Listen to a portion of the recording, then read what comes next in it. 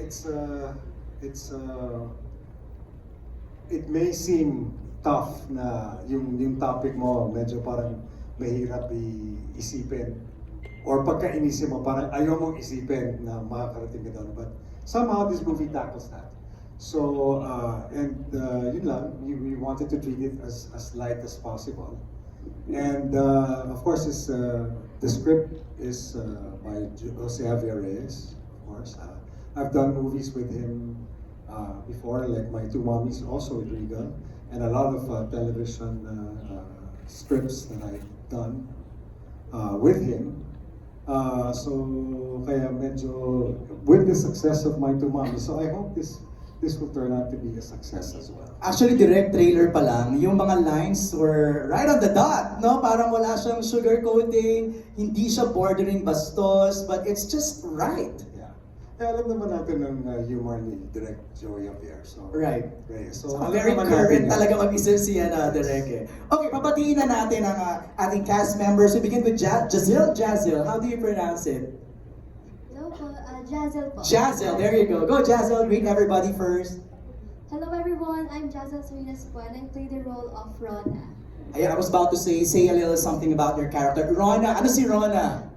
She's an assistant po of Miss Sue, Miss Sandy, and she's very outgoing. Oh, assistant sa advertising agency, Sue, tama? Thank you, Jazel. Alex!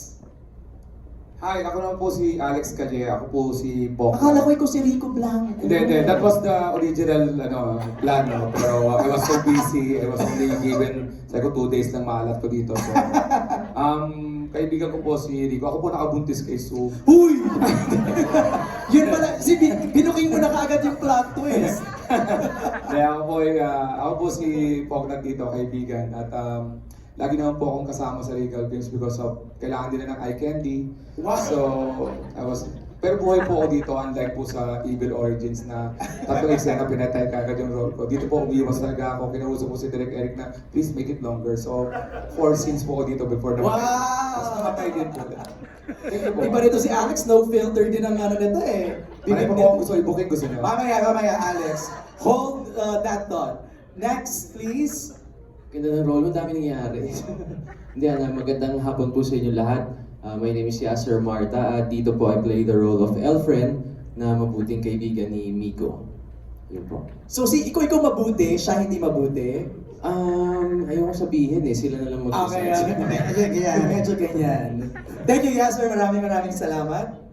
Hello po, ako po si Charut at ako po dito ay si Dr. Rachelo. Opo, doktora po siya. At kaibigan din po ako ni Sodita. Pero ikaw di ba yung nag-a-advise? Kasi para project baby, parang nga gano'n, po. doktor. OB ka ba dito? Oo! Ayun! Very professional po ako dito. Okay. Iba po sa mga online ko po. Pero bakit Charot yung name mo? Charot, hindi Charot. Pinaiksi lang po yun na Charlie's Root. Ayan. Kaya pala Charot. Opo. Thank you, Charot. Tan? Yes, good afternoon everyone. I'm Tan Perez and I'm playing the role of Charlie. So si Charlie po is the husband of Dr. Cielo. And yun, medyo frank and clueless but yeah, professional din, kagaya niya. Thank you very much. Next, on that end, we have Ara. Hello, magandang hapon po sa inyo lahat. Ako po si Ara San Agustin and ako po dito si Karen Domingo. Kaibigan po ni Sue sa side ni Sandy. Tapos asawa ko dito si Elfren, si Yasser. Isa siya dun sa mga medyo level-headed friends ni Sandy. Noong una, nagda-doubt sa mga desisyon niya pero very supportive din naman. So very objective ka dito, Ara. Yung mga payo mo, yung mga advice mo. Parang may mga pinag-iisipan niya rin yung mga desisyon ni Sandy ko. Tama ba to? Pero at the end, syempre, as a friend, supportive pa rin. Tama. Matt? Hello po, magandang hapon sa inyo lahat. Ako po si Matt Lozano. At ang role ko po dito, si George. Ang ang pinaka-pasyonista at pinaka-magandang kaibigan ni Miss Yu. Pinaka-pretty. Ako lang naman yung umu-okray sa best friend ko. May narinig ako mga side comments dito pero ayaw ka spoiler kasi bubukingin ko ba? Yung mga narinig ako spoiler ano dito? Becky po siya doon. Ayun. So ang pangalan niya ulit ay? Georgina. George sa umaga. Georgina sa gabi. Thank you, Matt. Maraming salamat. And of course, our lead stars! Rico and Sue. Go ahead, Rico. Hello, magandang hapon po. Thank you everyone for joining us today. I'm Rico Blanco, and in this movie I play Migo Andrade. And he is actually an artist. At siya yung bali magiging co-producer dito sa project na naisip ni Miss Sandy. Ikaw ba ang nag-paint itong mga magagandang paintings dito dahil ikaw ang artist? Meron po kaming art. Meron kaming gumawa. Ito talaga gumawa po, eh. pero Props po namin sa set dyan. props Okay. po yan sa set, pero nakialam po ako sa, pinakialaman ko po yung iba. Yung iba dyan. Opo, kasi may konting oras at may nakakalat na paint dun sa set. Wow. Hindi po nakapagtiis. Thank you, Rico. And of course, Sue Ramirez! Hello, good afternoon. Thank you for being with us today. Tulungan niyo po kami ipakalat ang magandang balita na may bagong project at napaka-importanting project na lalabas ngayong taon. Ang Project Baby. Ayan, katulad ng sinabi ni Direk, this focuses on conversations na nagpalawak lalo sa mga choices ng mga kababaihan. So it's not only a rom-com. You're not gonna only watch this to have fun, but also to widen your yung pang-unawa natin sa mga choices na pwede gawin ng mga kababaihan. At okay, mamaya na para but thank you so much for being here today. Hindi, simulan na natin, Sue, ang kwentuhan, no? I'm so proud of Sue because she's been accepting roles and stories na medyo out of the box. What was the last one yung parang flower? Girl. There you go. Nawala si Pucci. Ngayon naman gusto mag- That was a crazy movie. That was a crazy movie. And this one naman, I'm pretty sure this will spark conversations. It will. Actually, ang dami na nga rin nagtatanong sa akin kung ano bang opinions ko talaga about it. Ayun, magandang maging open yung pag-uusap about it. Okay. Kasi parang hindi talaga lahat open dun sa mga choices na ginagawa ng mga modern women. Okay. So, this is the movie, I think. Ang daming nagko-comment actually on Instagram or online na parang, this is something na I want to do. Parang, wow, nasa 30s din ako. Parang, ito yung gusto kong buhay. Di ko kailangan siguro ng partner. Pero parang feeling ko buo na ako pag meron akong anak. So, yun yung mga usapin dito sa movie. It's very relatable, di ba? Actually, yung pagkakagawa ng character ni Sue na, Sue, na sa advertising agency siya. You know, some modern women talaga, they're very busy. Nauuna yung career more than the personal or having a family. Tama ako, Sue, no? Or hindi, as in, hindi talaga, wala talaga yung Sa plano niya, Oo, yeah. parang they just want to work. And that's okay. Parang, di ba, bukas na yung mundo ngayon. Ang dami ng pinagdaanan ng mga kababaihan. Actually, itong movie na to, it's a love letter to all the women who paved the way for women to have open choices now para magawa namin yung mga gusto namin gawin sa katawan namin. Para, yun ba, yung siyensya na nagbigay ng opportunity sa mga babaeng walang kakayanan na magkaroon ng anak. Ngayon, pwede mo nang gawin. And of course, also the talks of yung biological na anak mo, yun lang ba yung anak na matatawag mo? Pwede ka namang titang ina ka, di ba? Ako, tulad ko, ako isang titang ina. Ako yung, Kala ko na Sue naman. di ba? Ayun, at ako, sa mga pamangkin ko, tumatayo rin akong second mom sa kanila. I'm a fur mom. So, ang dami na, yung salitang nanay, marami na siyang kakabit. Actually, hindi lang sa babae, pati yung lalaki din, pati LGBT, di ba? You know, ang dami ng pagbabago, di ba? Direk, how did you prepare for, telling the story of Project Baby? Ano bang mga initial It preparations? took a long time, no? It took like probably more than a year bago na Ay, totoo, last year pa to? isagawa. Yeah. Oh, wow! So we were planning this, kinausap namin si Sue last year pa eh. Okay. Oo, So, Direk, nauna ang kwento. Oh yes. Okay. Una kasi may script na talaga. Okay. That's why I called Direk Joey. Sabi ko, Direk, do you have a project that's there somewhere? And then he said, oh, I have this. But gusto ko tong pelikula na to, kaya you better take care of it. Just like your baby. So Okay. kaya parang project, so parang kailangan maging baby mo. In anything naman talaga, you can be a parent to anything. Kasi whether you're, when you nurture something or when you build something, nagiging parent ka nun. You can be a parent of a project. Mhm. Diba? Or anything. Kaya nga sinabi ni Sue, parang tita mami siya. So me, I'm also like that. In my family, I'm like that. So it's something that I can really relate to. Although I am not in my 30s, I am almost a senior. So pero somehow, ang lalaki kasi parang wala naman kami talagang parang biological time clock eh. Diba? Yung dati ko nga, 65 pa, nakakagawa pa ng baby. Diba? So diba? So yun ang lalaki kasi parang wala talagang parang biological time clock. Na kino-consider. Oo. So mas mahaba yung ano nila. That's why even guys my age, nakaka-relate pa rin sa mga ganitong klaseng kwento. Okay. For Rico and Sue naman, ano yung mga elements or insights about parenthood that you discovered while making this movie? Siguro, dati sasabihin mo lang gusto ko magkaanak. Okay. Pero ang daming preparations na kailangan gawin. Ang daling sabihin, Ang daling sabihin, pero pag nandyan na or nangyayari na, dahil hindi ka handa, di ba? Sayang naman yung opportunity na mapalaki mo sana na maayos yung bata kung ready ka lang sana.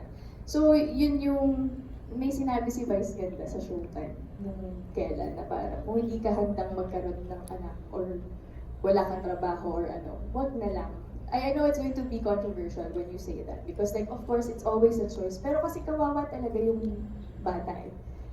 Anong ipapakain mo, anong idadamit mo, saan mo siya ititira, paano mo siya paaaralin, paano mo siya bubuhayin at paano mo siya gagawin mabuting tao.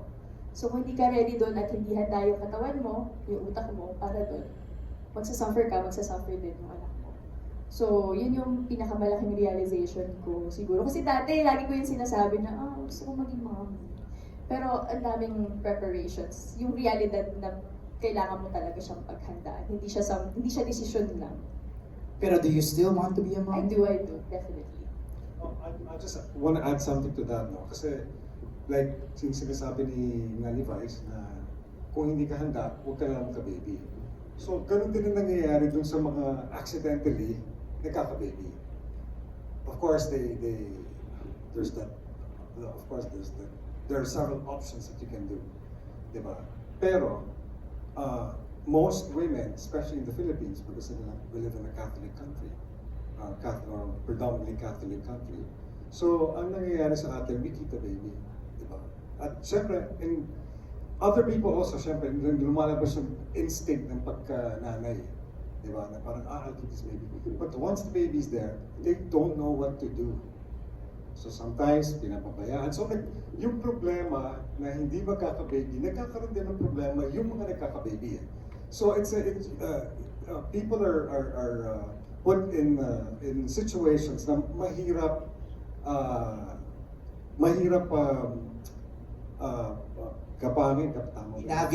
i-navigate, yes. Lalo na pag napunta ka sa ganung sitwasyon. And also, yung sinabi ni Vice, to add, din yung sinabi ni Leia sa Longga before. Kung hindi mo rin kaya magkaroon ng anak at kayang yakapin kung anong magiging siya, huwag ka na lang din mag-anak. Diba? Rico, your thoughts please. Happy birthday po. Doon sa nagba-birthday. Thank you. Rico. Actually, hindi ko makita yung start ng yung question mo kasi kung yung dahil sa movie ano bagong perspective, hindi ko alam kung kailan nag-start or nag-end. Kasi I'm of that age too. In fact, some might say overdue, diba? But so my thoughts on the matter have been ongoing, diba? And I'm still kind of trying to search for answers regarding that. But I also know that a lot of it also depends on the things around you, the situation you find yourself in, the people you meet, do you have a partner? Don't you have a partner? Where are you in life? So I think yung pulot ko dito sa project na to and yun sa discussion today is parang this movie is, yes, it's about having a baby, but it's also to me about the opposing forces all the time of taking control on the one hand and also of letting life happen to you. Sometimes it's just a good thing to take control, sometimes it's a good thing to let life happen to you. Sometimes also there's a thin line where you have to take control then. So I think yun yung take ko dito sa movie na to. And it takes a lot of maturity to say that, Rico. Kaya it shows a lot sa age mo now. Yung answer mo, which is, di ba, it's the experience, it's the maturity. So I hope so.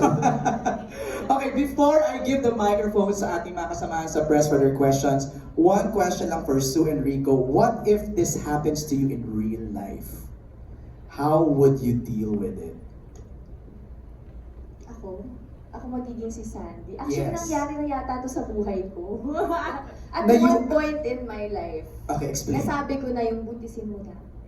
Kasi nga bata pa ako, gusto ko nang magkaroon ng baby. Bata pa ako. I grew up in a big family, di ba kami magkapatid, bunso ako, and I know the joy of having a lot of siblings around you. Pero yun nga, the maturity comes with the follow-up answer na, am I really ready? Or am I just, is this impulse? Diba?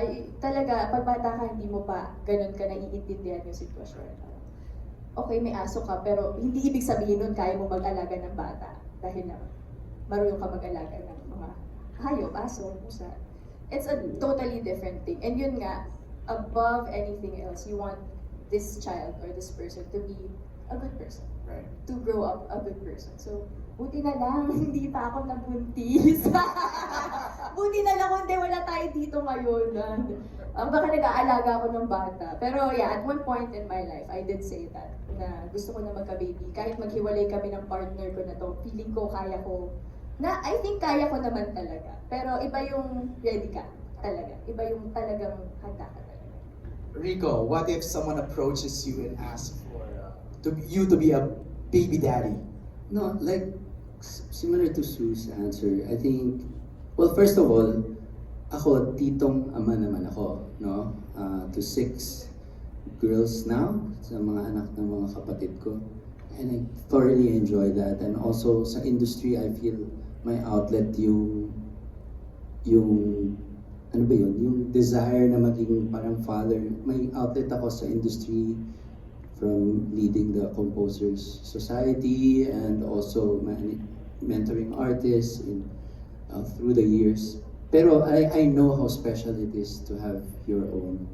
And yung joke, maraming beses na minsan sa mga kaibigan ko na, pagka umabot tayong ganitong age, tapos ikaw ganitong age, tayo na lang, mukhang maayos ka naman, matino ka naman kausap, matalino ka naman, mga ganyan. So, Anong response mo doon? hindi, minsan, game, gaganon kami, di ba? And then a few years later, babalitaan ko na, nagkaanak na. So, wala na.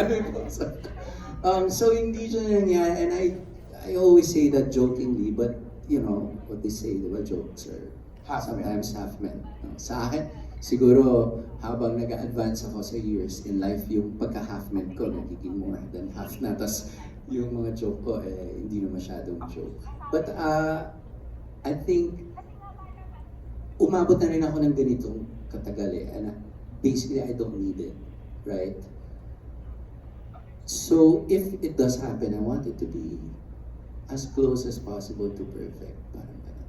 Wow, thank you, Rico. Anybody from the cast na same situation? Umabot sa ganun? Nasabihan? Alex, I'm sure, Alex. Pero may asawa na ako kaya may problema kami sa ko. Okay. Maybe Pero another life. nung binata ka, may mga natin. Ako na buntis ko yung asawa ko, di ba? Sa joke ko naman, tatay niya general, tapos nabuntis ko, tapos siyempre,